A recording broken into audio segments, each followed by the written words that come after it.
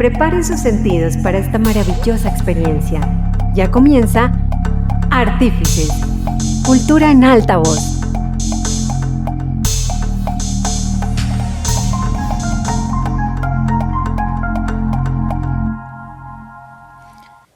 Bienvenidos a Artífices, cultura en alta voz, el programa donde exploramos la intersección entre el arte, la cultura y el patrimonio.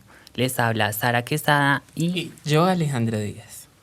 Hoy tenemos el placer de compartir con Gabriel Duarte, comunicador social y periodista especializado en comunicación educativa, magíster en Ciencias Sociales y Humanidades en la Universidad de Quilmes.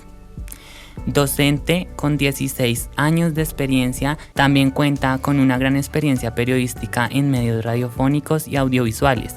Además de ello, Gabriel es líder del semillero Café con Periodistas, un programa audiovisual donde se entrevista a personajes reconocidos en el ámbito periodístico. Así que démosle una cálida bienvenida y es muy grato tenerte el día de hoy, Gabriel. Bueno, muy buenas tardes para todas las personas que nos escuchan a través de Uniminuto Radio. Gracias Alejandro, gracias Sara por invitarme a este espacio y bueno, vamos a intentar compartir.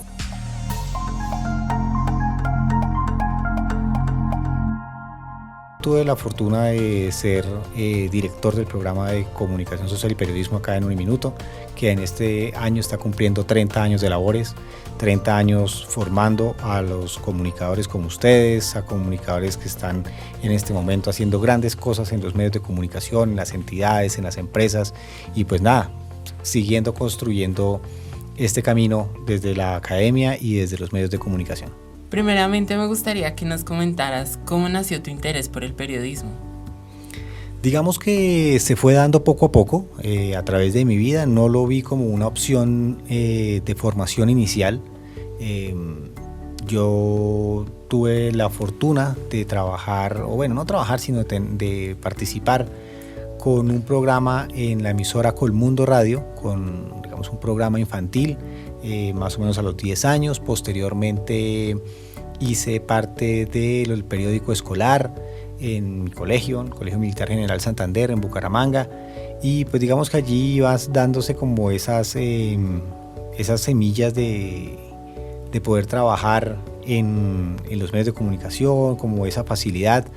También fui personero de mi colegio, entonces digamos que allí también para ser comunicador se requiere también una buena dosis de liderazgo, y todo eso fue como formándome, como buscando como alternativas por allí. También fui voluntario de la Cruz Roja y todo el tema social que se hace allí en la Cruz Roja, trabajando con los niños, con el tema de salud, con todos los temas de derecho internacional humanitario, fueron también como formando un interés por allí que yo no lo había visto inicialmente. Yo tenía otras opciones, digamos inicialmente, cuando uno está joven, tiene 17, 18 años, piensa muchas cosas, y cuando esos caminos se cerraron,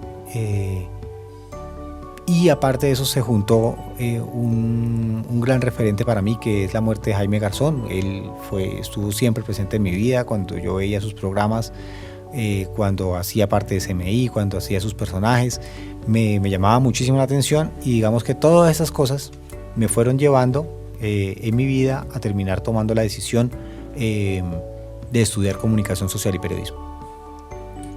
Interesante, Gabriel. ¿Cómo fue tu experiencia estudiando comunicación social y periodismo? Digamos que tuve la fortuna de estudiar en Uniminuto, una fortuna que fue, digamos, por casualidad. Yo busqué muchas universidades cuando se me cerró la puerta, que les estaba comentando hace un rato, y allí empecé a buscar universidades. Como ya era tarde, digamos en el periodo académico, la única lugar donde había abiertas inscripciones, la única universidad que aún tenía abiertas inscripciones para estudiar comunicación social y periodismo era Uniminuto.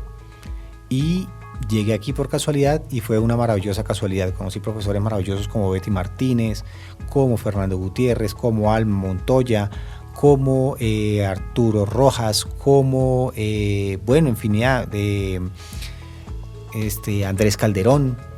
Profesores que me fueron marcando la vida, me fueron marcando un un espacio donde ver la comunicación como mi proyecto de vida. Y cada uno de ellos, digamos como que fueron unas experiencias increíbles en cada una de sus clases, y eso me llevó a decir, bueno, esta es mi pasión, esta es mi formación. Aparte que Uniminuto era una universidad muy pequeña cuando yo estudié, y o sea, lejos de pensar en unas acreditaciones como las que hoy en día tenemos, tener esos espacios como los que hoy tenemos, pero tenía algo muy bonito, y era que todo el mundo lo conocía a uno. Les conté que estudié en un colegio militar, y en el colegio militar casi nunca se sabía el nombre de uno, y a duras penas el apellido en el pecho, ¿cierto? Duarte. Pero los profesores se sabían mi nombre, se sabían quién era yo, cuáles eran mis habilidades, y eso fue bastante bonito para mí, y pues me llevó a querer quedarme en Uniminuto, querer digamos como sacarle el mayor provecho a cada uno de los espacios que había, y creo yo formarme de manera adecuada. ¿Qué concepciones sobre tu carrera confirmaste o desmentiste? Porque hay un video que está en la página oficial de Instagram de Uniminuto Col, para también a la audiencia que la siga en redes sociales, donde muchos estudiantes comentaban cosas que ellos pensaban y antes de estudiar la carrera que estudian, y que confirmaron o que desconfirmaron cuando entraron a la carrera. Yo creo que uno como joven, como muchacho soñador, tiene muchas ideas de lo que es la carrera que va a estudiar. Por ejemplo, alguien quiere estudiar ingeniería civil y piensa que va a hacer 7 puentes maravillosos que atraviesen el cañón del Chicamocha, y que, bueno, estudiar comunicación, y que entonces voy a transmitir todos los mundiales, y que voy a viajar por el mundo detrás de la selección Colombia de fútbol de mayores masculina. Cierto, se imaginan un montón de cosas, ¿no? Pero luego se va uno dando cuenta. Por ejemplo, yo era uno de esos pelados que creía que iba a hacer, digamos, como reportería en medios de comunicación, o para política o para deportes. Y era lo que yo creía, pero luego conocí la comunicación educativa, luego conocí la investigación, luego conocí el medio audiovisual con los temas comunitarios alternativos, trabajar con jóvenes, con niños, descubrí la comunicación organizacional, que no tenía ni idea que eso existía, descubrí, bueno, así un montón de cosas, y empieza uno a saber, bueno, eso que pensé es una pequeña parte, pero de ahí en adelante, pues ahí las carreras son increíbles, ¿no? Dice por ahí que por qué tener un profesor que sabe de una materia, y en cambio los estudiantes tienen que saber de las 5 materias que le dicen en el semestre. Y es porque ese profesor sabe, y la idea no es que usted sea un experto como el profesor en todas las materias. Usted finalmente le va a gustar una cosa. Por ejemplo, a ustedes les está gustando la radio, ¿cierto? Dijeron, vamos a mirar acá, vamos a mirar cómo funciona, les gustó, propusieron un programa de radio, la universidad les abrió las puertas, dijo, listo muchachos, hágale, pero también podían explorar en audiovisuales. Ustedes ambos estuvieron conmigo en clase de audiovisual, exploraron audiovisual. Sara, por ejemplo, estuvo en el semillero de investigación, allí pudo dirigir un programa, pudo hacer muchas cosas chéveres, pero finalmente pues ahí la vida los va llevando hacia donde ustedes quieren llegar finalmente, ¿cierto? Entonces yo vi una materia de comunicación educativa, luego hice otras materias de comunicación educativa, y me fui quedando por ahí, y fui volviendo experto en el tema, y digamos como que eso lo va uno nutriendo de lo que uno realmente quiere. Entonces conoce uno profesores maravillosos, conoce uno también profesores que odia y que dice, uy, no, esto por aquí no es, y eso va uno como despejando las ideas hacia dónde quiere ir. Ninguna carrera es totalmente maravillosa, siempre va a haber cosas que a uno no le gusten, profesores que a uno no le guste, profesoras o profesores que uno diga, wow, esto por aquí es. Entonces, bueno, es como vivir la experiencia. Me encanta la pasión con la que hablas de tu carrera, de lo que estudias, Gabriel, y me gustaría preguntarte, porque acorde a diversas historias de vida que hemos visto en redes sociales, en medios de comunicación, de periodistas donde sus familiares, sus padres, sus abuelos también tienen esa pasión por el periodismo, por la comunicación. ¿Es este tu caso? ¿Hay algún familiar que de pronto consciente o inconscientemente te haya introducido, te haya de pronto guiado por esa línea? ¿Llevas la cultura del periodismo?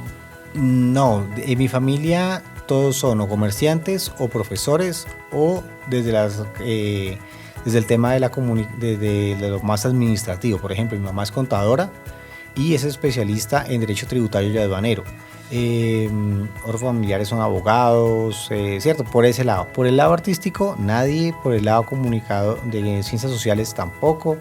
Pero digamos que yo tenía digamos como habilidades por este lado. Y aparte de eso, digamos como que me marcó mucho el tema de la muerte de Jaime Garzón.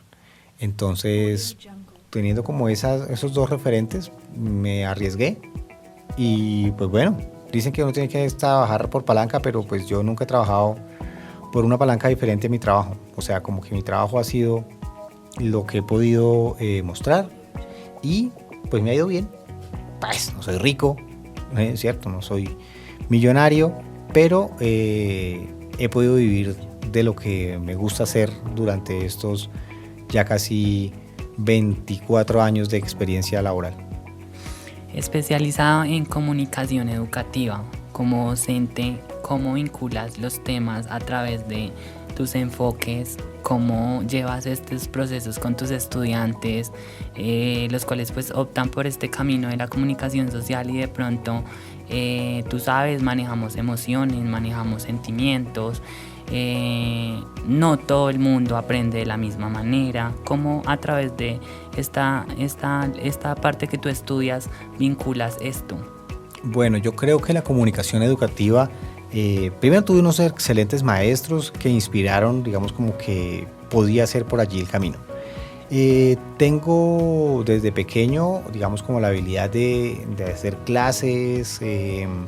Alguna vez participé en una iglesia cristiana y en esta iglesia cristiana yo era como el líder de los niños y estaba con los niños y hacíamos talleres y bailes y todas esas cosas.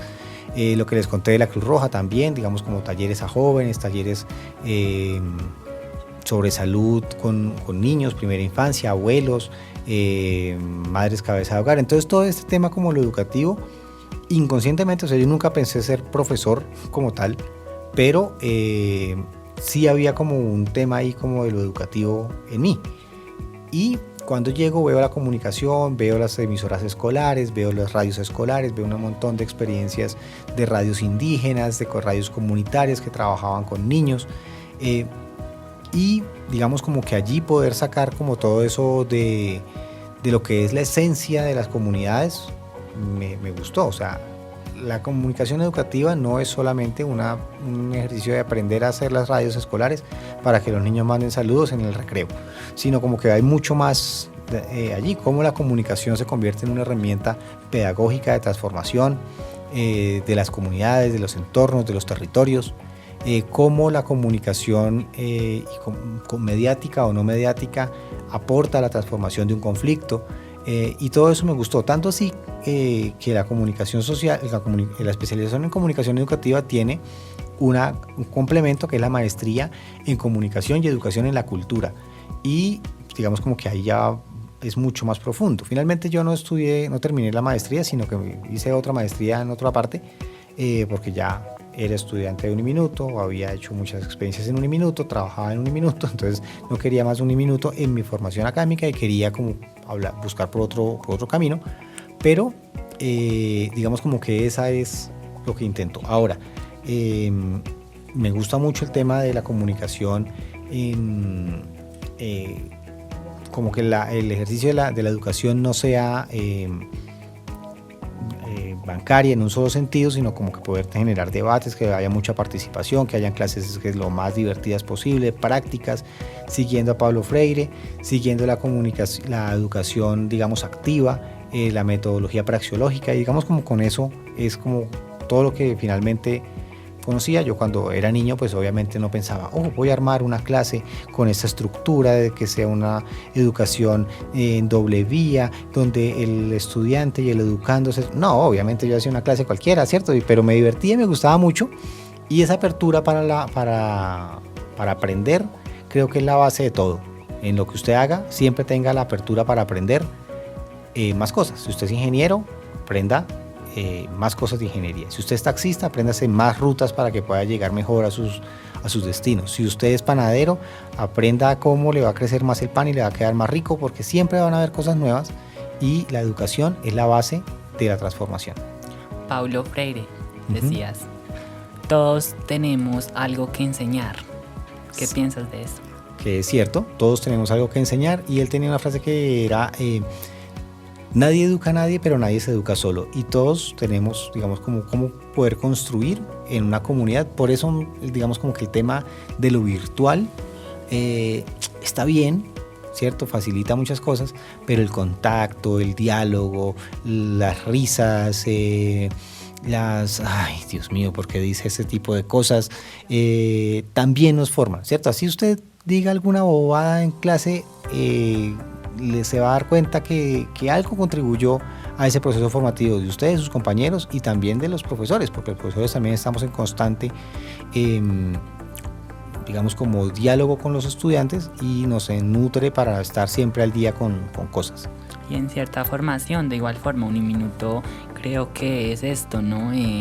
Da esos espacios como docentes en donde los vincula a través de estrategias, a través de talleres, a través de ciertas cosas como tú lo venías diciendo. Soy estudiante tuya y vine aprendiendo también ciertas cosas en donde puedo decirles, oyentes, que Gabriel es muy destacado en esa parte de lo educativo. Y por lo mismo y tanto le preguntaba cómo llevaba este proceso a través de estudiantes que de pronto conllevan un contexto social, o sí, de alguna u otra manera el docente siempre se tiene que llevar ciertas cosas y cierta capacidad, ¿no? Podríamos decirlo, de llevar las cosas. Sí, la idea siempre es conocer lo más posible los contextos de los chicos y de las chicas, para poder uno decir, bueno, le pasa esto, tiene también, digamos, como sin ser tampoco intrusivo en su vida. Venga, cuénteme por favor, que es que yo necesito. No, pues si la persona quiere contarle a uno, pues le cuenta, pero entender mucho lo que está sucediendo con cada uno de los jóvenes para poder aportar mejor a su formación. Tal vez hoy yo no estoy para aprender esas bobadas que usted me está enseñando, o yo estoy triste, o yo, bueno, déjelo tranquilo ahí, no lo raje, no, déjelo ahí en paz, que ya hizo mucho en convenir a clase, y pues por algo aprenderá, y con el momento que lo decida, en el momento que esté preparado o preparada, pues podrá aportar mucho a la clase. Todos tenemos un gran potencial, todos absolutamente tenemos un gran potencial. Hay que descubrir el momento y el potencial que tenemos. Las voces resuenan, las palabras se hacen más poderosas. Por eso en Artífices queremos que te sientas habitante del mundo y que sea el arte y la cultura los que tracen los caminos para llegar a los lugares que siempre soñaste conocer.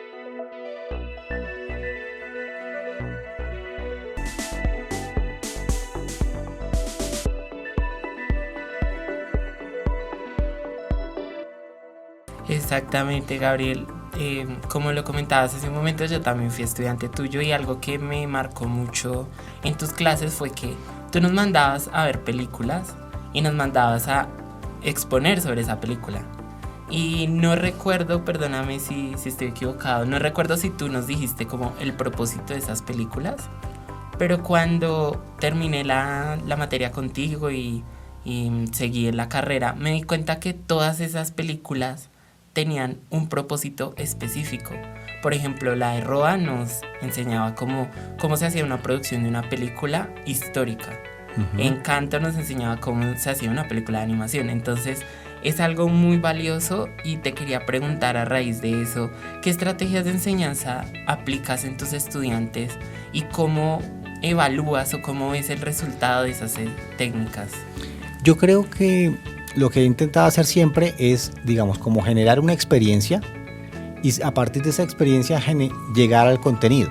Por ejemplo, la película Encanto, que muchos dirían, ay, qué mamera, yo no me gustan las películas ni románticas ni dibujos animados y odio a Disney, porque hay mucha gente que sin conocer la construcción que hay detrás de lo que pasa en una empresa tan gigantesca como lo es Disney, simplemente decide que la va a odiar. ¿Por qué? Porque sí.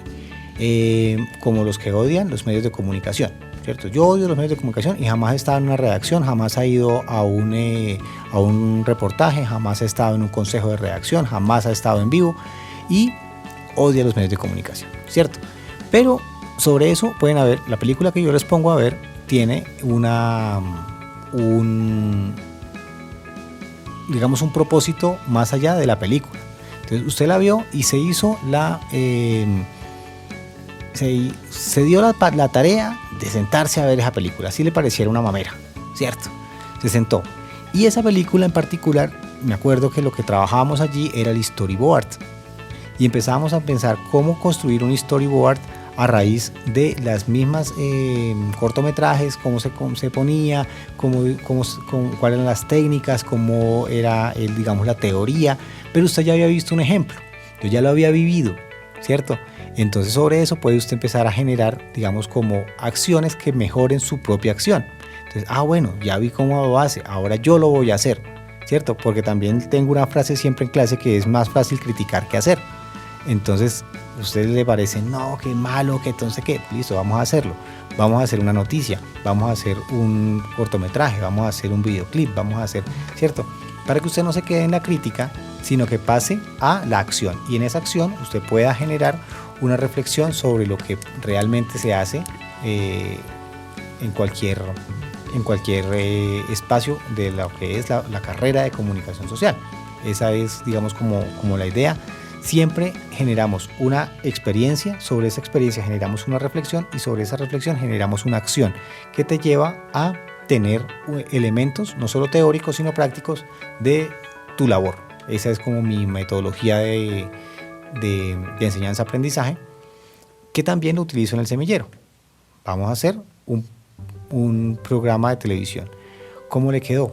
Reflexiónelo, escríbalo, analice cuál es su experiencia y ese, digamos, como que es el documento final de investigación, que es sobre su propia reflexión. Mire, yo hice esto, yo la embarré en esto, lo mejor que hice fue esto me pareció espectacular, me quedó maravilloso, pude haber hecho esta cosa mejor, para que cuando usted vuelva a hacer una experiencia mediática tenga en cuenta todas esas cosas buenas, las potencie y las malas las mejore. Esa es como la idea.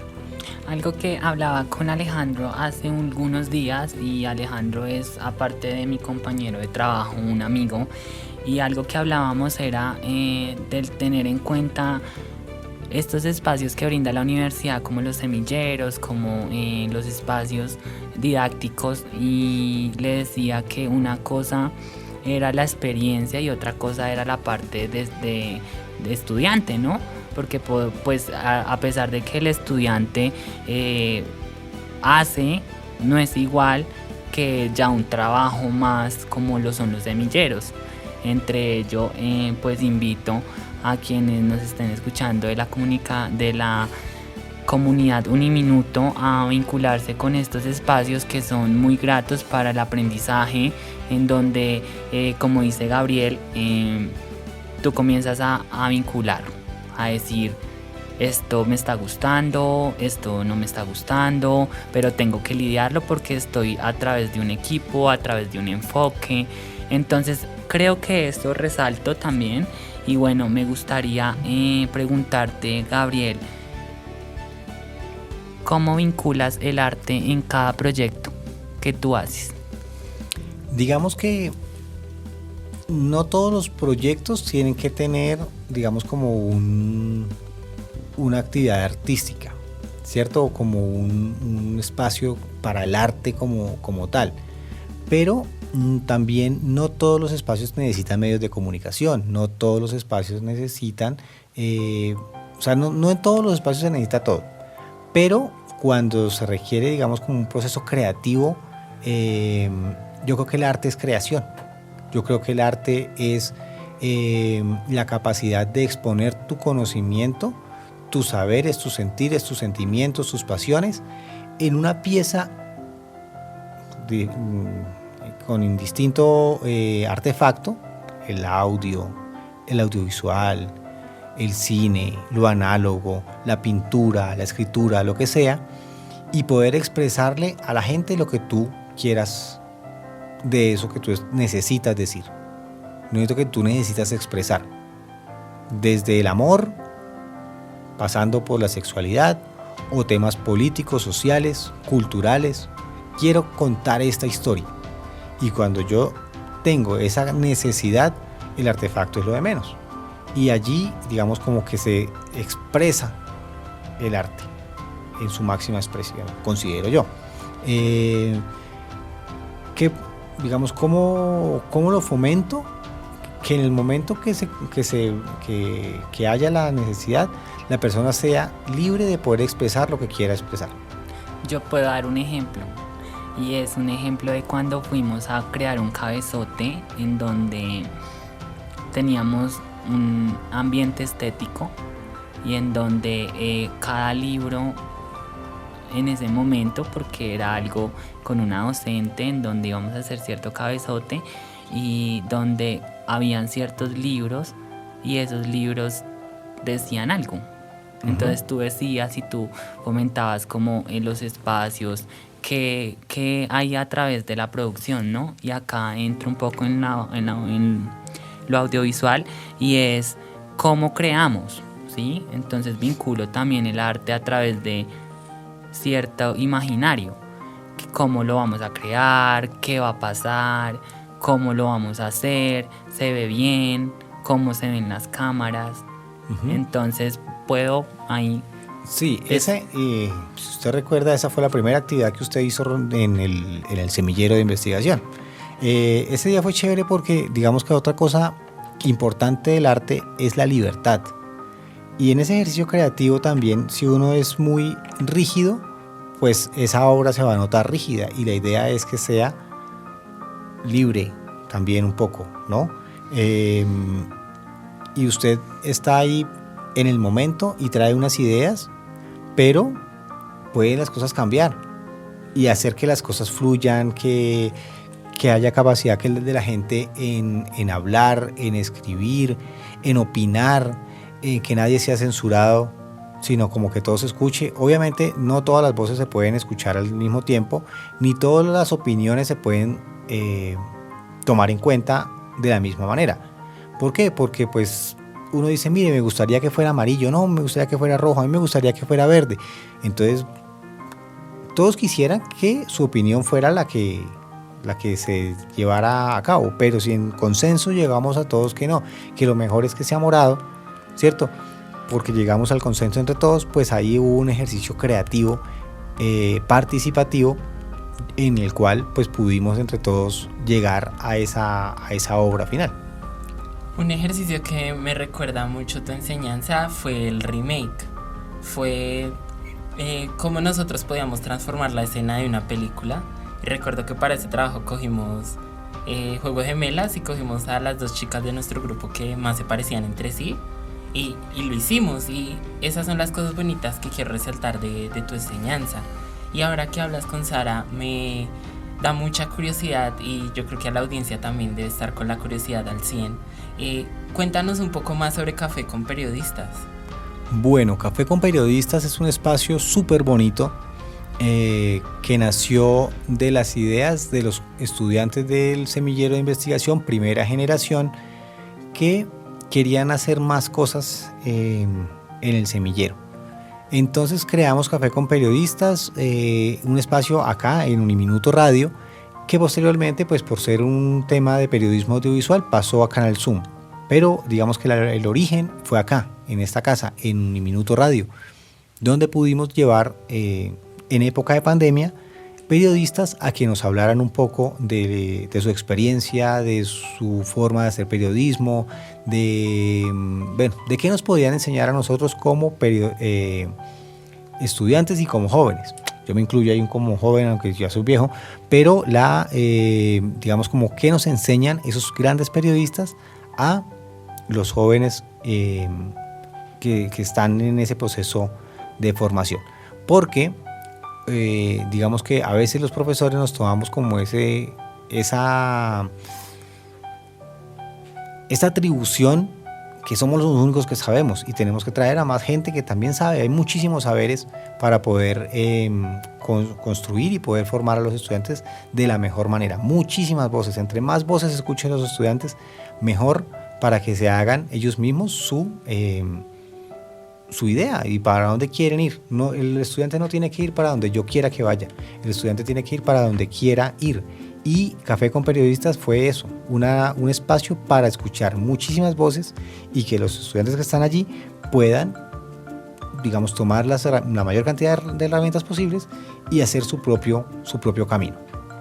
¿Cómo describes tu paso por la docencia y cómo describes a tus estudiantes en general? Yo creo que mi paso por la docencia la considero como una gran oportunidad que me dio la vida. Y a mis estudiantes en general los describo como una sorpresa permanente. Salen con cosas chéveres, me enseñan y siempre me están sorprendiendo con sus cosas, sus comentarios, las nuevas tendencias, sus habilidades.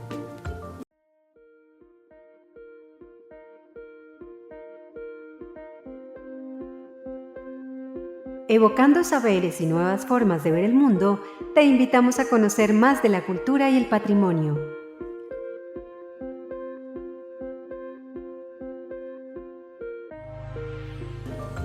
Teniendo en cuenta que tú también, pues, o sea, tienes una experiencia y tus estudiantes de pronto también están comenzando como a visualizar y tú lo acabas de nombrar, esas ocurrencias de vez en cuando, ¿cómo es ese pensamiento de tu psique en sentido de tanta variedad, tanta diversidad, tantas ideas, tanto todo? Pues es simplemente no dejarse abrumar, coger las cosas chéveres, no juzgar nunca, porque hay muchos profesores que estoy totalmente en desacuerdo con, por ejemplo, juzgar la música actual. La música es una expresión del alma y una conexión con la vida, es como una especie de banda sonora diaria personal de cada uno. Y hay unos profesores que si no es el artista que ellos escucharon por allá hace 40 años, entonces eso no es música y es que este género es mejor que el otro. Y por ejemplo, a mí me gusta mucho la música urbana, estoy abierto a escucharla. El 7 de diciembre voy para un concierto, entonces digamos como que no dejarse, digamos, como sorprender, no juzgar, conocer esas dinámicas, lo que pasa en redes sociales, lo que pasa en la música, lo que pasa en las luchas que cada generación tiene, pero también me gusta enseñar a los estudiantes que ellos no están descubriendo absolutamente nada, ¿cierto? Sino que están viviendo sus luchas de unas maneras nuevas y son sus luchas, ¿cierto? Pero las jóvenes, es que estamos luchando por tal. Sí, pero en los años 60 las mujeres lucharon por tales cosas. Y en los siglos XIX las mujeres lucharon por tales cosas. Y en el siglo I las mujeres estaban luchando por tales cosas. ¿Cierto? Ya iban 2000 años. Y antes pudo haber sido mucho más.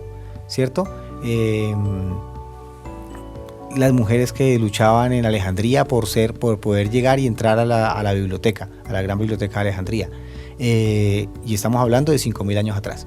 Y la chica que tiene 16 años, cree que ella es la iluminada del mundo, la enviada por Dios para cambiar. No, hija, tú luchas, maravilloso, qué lindo que luches por tus cosas, pero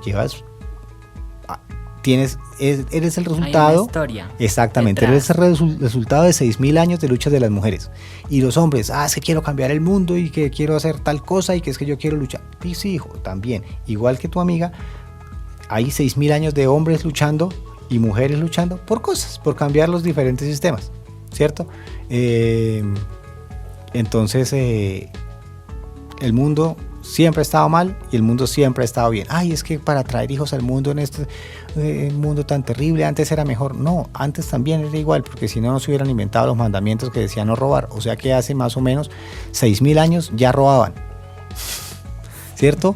Entonces, ahí mismo dice, no tendrás problemas de lujuria, dice ahí en los mandamientos de los cristianos judíos.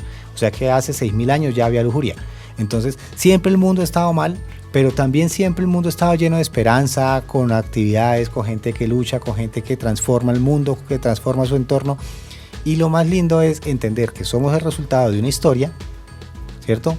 De culturas, de civilizaciones, de tradiciones, de años de arte, de años de... ¿cierto? Ahí mismo en el Centro de Arte, Cultura y Tradición hay un museo con todo lo que dejaron nuestros antepasados, y todos esos antepasados tuvieron sus propias luchas. Y esas luchas las recogemos hoy y luchamos por cosas nuevas. No eres el primero que lucha. Hay 6.000, 7.000, 10.000 años de luchas, pero lucha, ¿cierto? Pero no desmerites todo lo que ha pasado antes. Porque más adelante, cuando tú estés viejito o viejita y te dio por tener un hijo y ese hijo le dio por tener otro hijo, tus nietos van a valorar tu lucha también. Y ese es tu legado. Hablando un poco sobre tu experiencia en la producción audiovisual, ¿cómo se elige el equipo adecuado, cámara, iluminación, sonido para un proyecto? Yo lo sé, pero pues me gustaría que lo supieran mis oyentes nuestros oyentes. Yo creo que lo más importante es el equipo humano. Que usted tenga un equipo que diga, qué chimba trabajar con esta gente. Mi director de cámara, mi productor, mi realizador, mi editor, el equipo de los que están adelante, los presentadores, si es un tema de formación audiovisual, digamos, de actores, de argumental, de ficción. Entonces escoger que sea un equipo armónico, que sea un equipo que usted diga, qué chimba trabajar con esto. Y si tienen un celular viejito y unos micrófonos tal, con eso, si el equipo es espectacular, pueden lograr grandes cosas. Si usted tiene una cámara espectacular, una Alexa, una cantidad de iluminación, los mejores micrófonos, boom, tal, pero el equipo no se entiende, todo el mundo está gritando, todo el mundo está fastidiado, la gente no cumplió, llegaron tarde, eso va a ser un despelote y no va a salir bien. Entonces, yo creo que lo principal, en mi experiencia, de los mejores equipos, cuando usted conforma un gran equipo humano, lo demás viene por añadidura.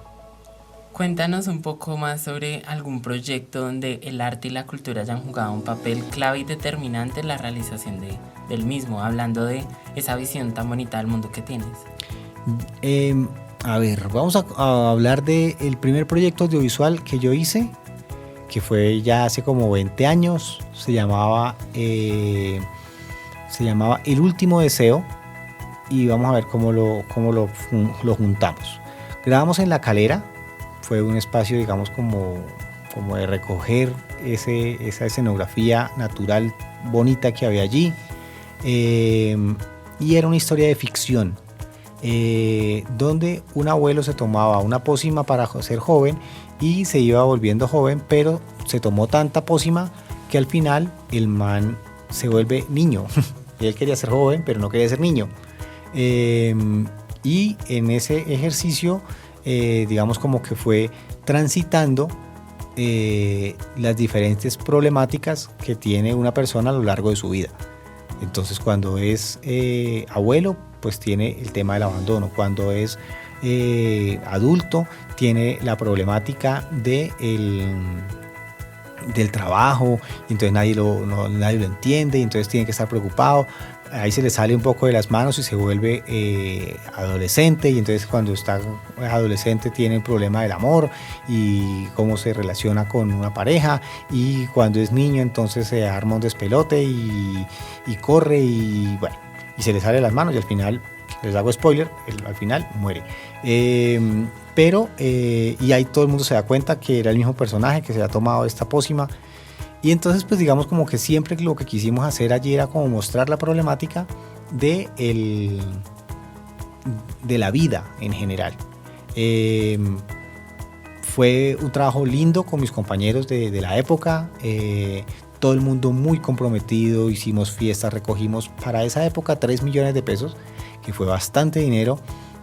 Contratamos unos muy buenos actores, contratamos una muy buena comida, contratamos, cada quien llegó perfectamente a tiempo. Fue tan bueno el trabajo que lo premiaron. Yo lo dirigí, mejor director, mejor producción, mejor sonido, mejor actor, mejor actriz, mejor historia en general. Cuando completamos los 10 años de la facultad fue nombrado el mejor trabajo audiovisual de toda la historia de la facultad hasta ese momento, hasta los 10 años de la facultad. Estuvimos en la Universidad de Manizales. Bueno, eso fue un boom. ¿Por qué? Porque fue un trabajo muy bien hecho, muy bien pensado en la historia, que no era como ay, vamos a contar una historia donde un man se suicida. No, vamos a contar la historia de un man a través de la vida, cómo la vida lo lleva, todas las problemáticas que tiene alrededor de la vida de una persona. Y fue muy detallado, fue muy pensado, cada detalle, porque por ejemplo, yo conocía que había una cartilla que se llamaba Nacho Escribe, pero mucho antes de Nacho Escribe existía una que se llamaba la cartilla de Charry.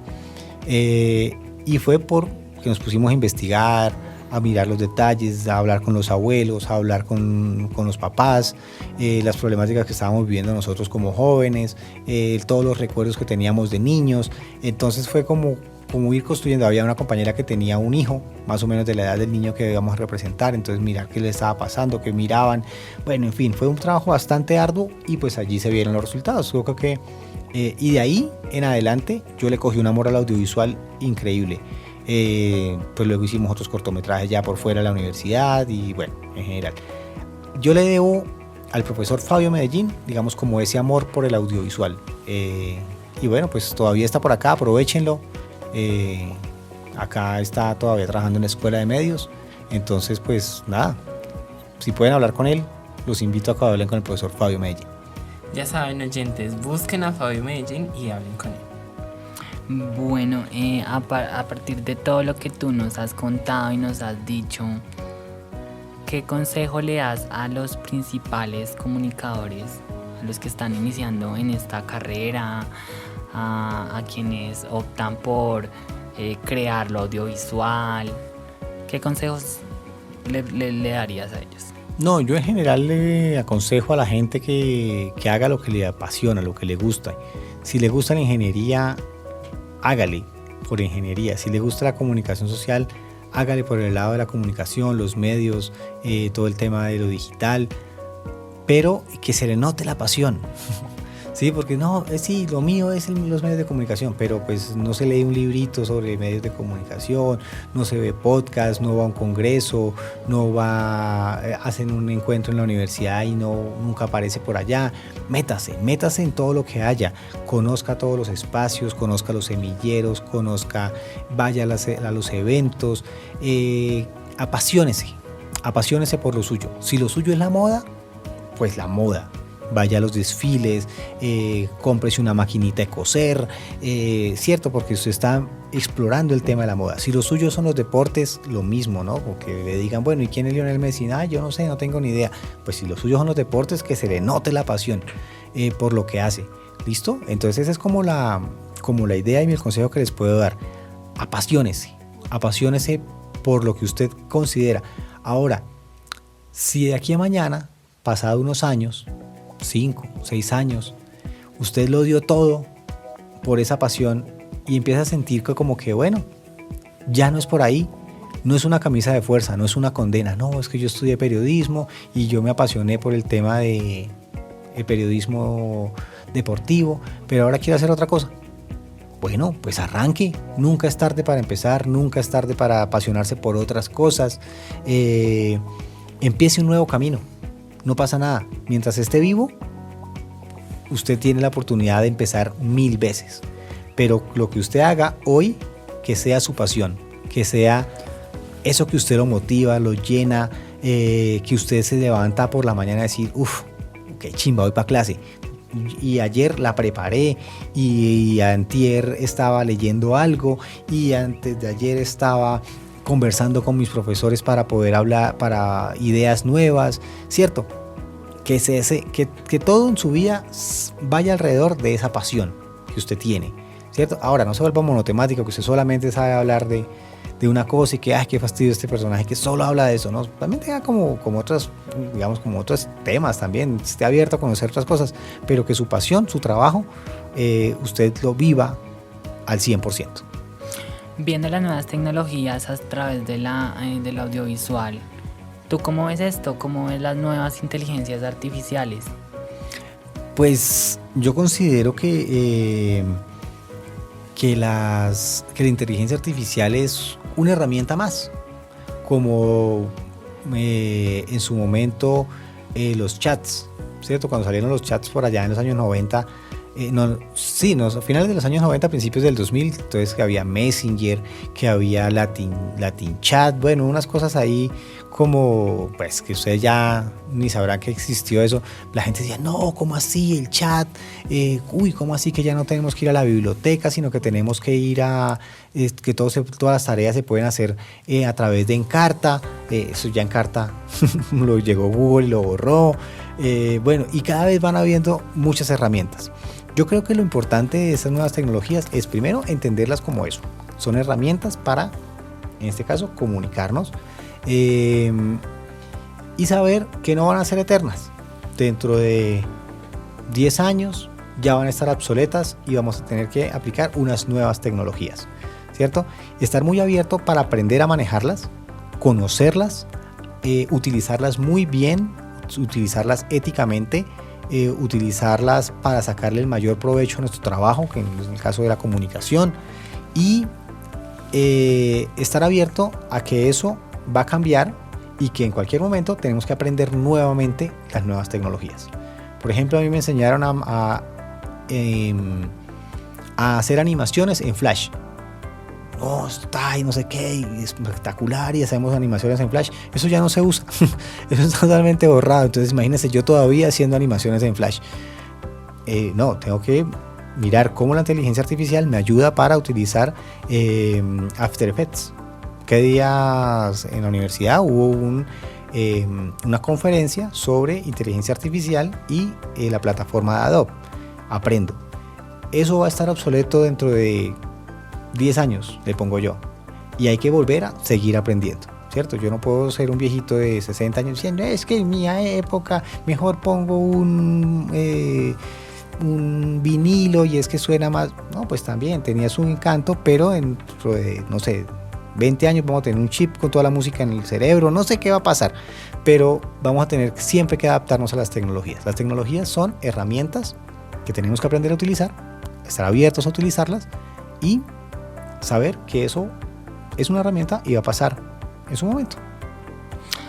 Bueno, gracias Gabriel por acompañarnos y compartir tus conocimientos y aprendizajes con nosotros y nuestros oyentes. Ha sido un placer tenerte en Artífices Cultura en Altavoz. Por último, me gustaría que nos dejaras tus redes sociales para que los oyentes te sigan, vean tu trabajo, estén ahí al lado de lo que pues vayas posteando.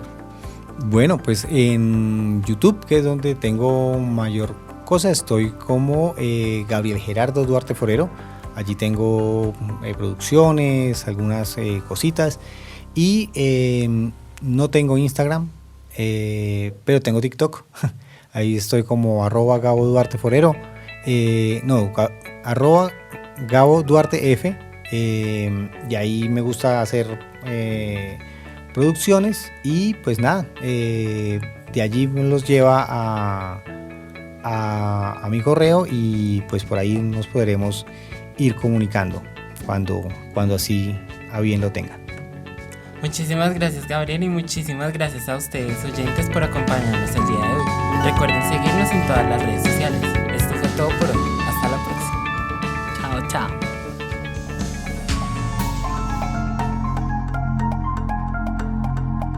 Artífices, cultura en altavoz.